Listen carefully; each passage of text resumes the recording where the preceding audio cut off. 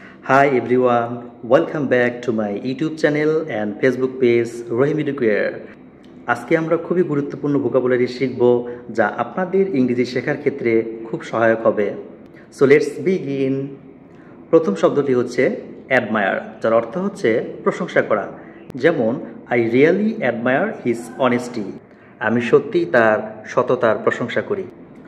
দ্বিতীয় শব্দটি হচ্ছে ব্রেভ, যার অর্থ হচ্ছে সাহসী। যেমন the fire fighter is very brave, দমকল কর্মীটি খুবই সাহসী।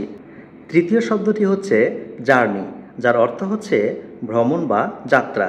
যেমন we enjoyed hour journey to Cox's Bazar, কক্সবাজারের ভ্রমণটি আমরা বেশ উপভোগ করেছি। চতুর্থ শব্দটি হচ্ছে সিম্পল, যার অর্থ হচ্ছে সহজ সরল।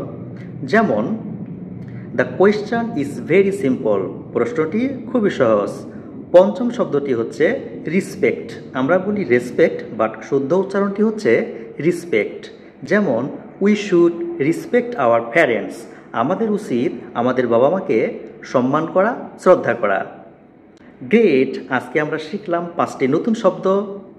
আপনারা অবশ্যই এই শব্দগুলো দিয়ে নিজে নিজে বাক্য তৈরি করার চেষ্টা করবেন। আর ভোকাবুলারি পার্ট 2 শীঘ্রই আসছে। So don't forget to like, comment, share and subscribe my YouTube channel and follow my Facebook page. Thank you.